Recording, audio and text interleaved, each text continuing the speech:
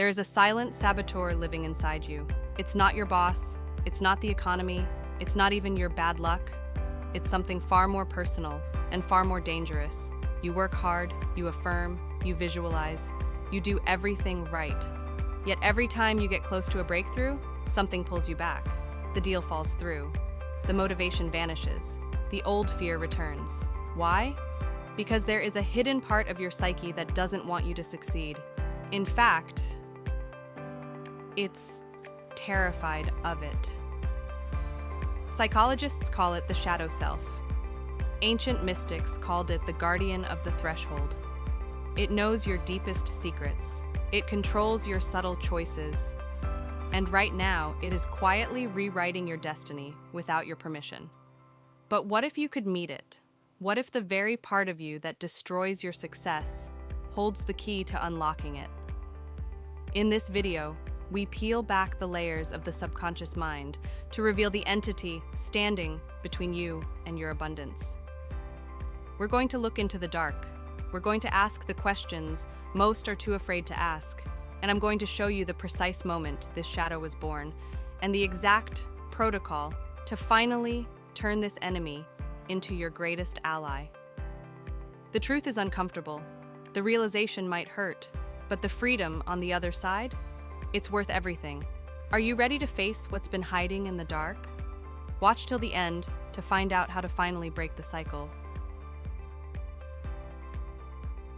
Let me tell you about Julian. Julian was a brilliant architect. For 6 years, he worked in the shadows of a massive firm, designing skylines for other people to take credit for. He was talented, he was hungry, and he was ready. Finally, the break came. A solo commission. The kind that changes a tax bracket. The kind that changes a life. He spent 3 months drafting the perfect proposal. It was his masterpiece. The night before the final presentation, Julian felt amazing. He laid out his suit.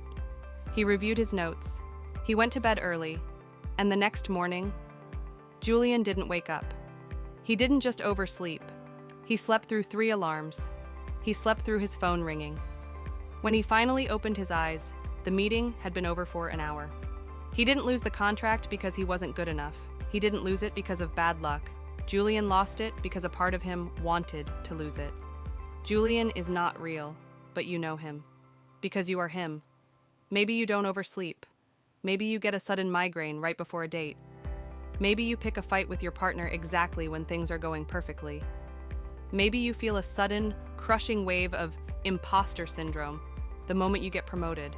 You call it self-sabotage. Psychology calls it homeostasis. But Carl Jung, the father of analytical psychology, called it something far more poetic and far more terrifying. He called it the shadow. We like to think we want success.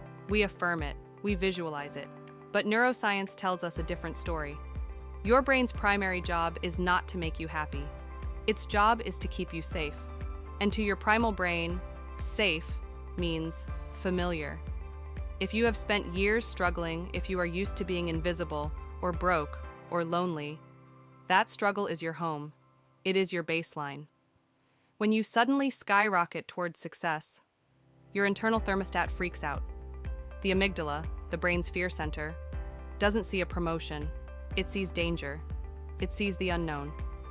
It screams, "We have never been this high before. The air is too thin. Get down." So the shadow steps in, not to hurt you, but to save you. To save you from the envy of your friends.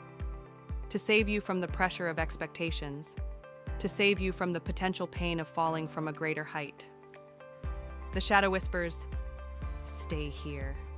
It's miserable, but at least we know the rules." Back to Julian. After the missed meeting, Julian fell into a depression. He felt broken. He sat in his apartment staring at the blank wall, asking, "Why do I hate myself?" But then, he did something brave. He didn't try to fix himself. He didn't try to hustle harder. He closed his eyes, and he invited the part of him that turned off the alarm to come forward. In his mind's eye, he didn't see a monster. He saw a 6-year-old boy. A boy who was once scolded for drawing on the walls. A boy who learned that being too much got him in trouble.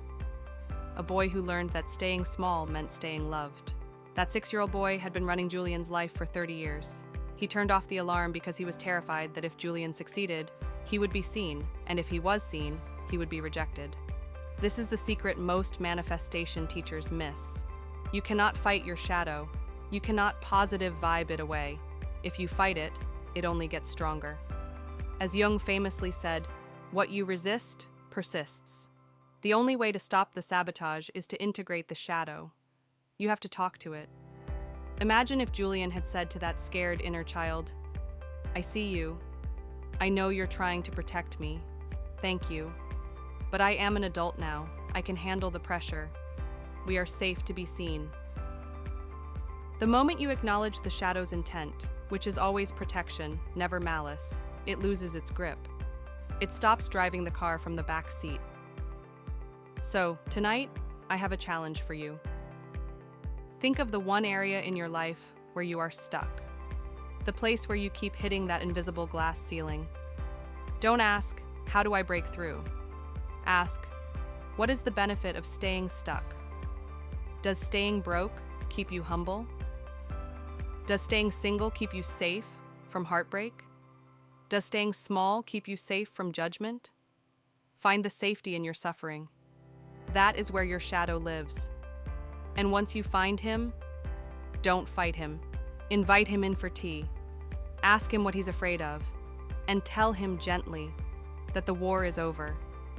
Because you don't need to be saved from your success. You just need to feel safe enough to hold it.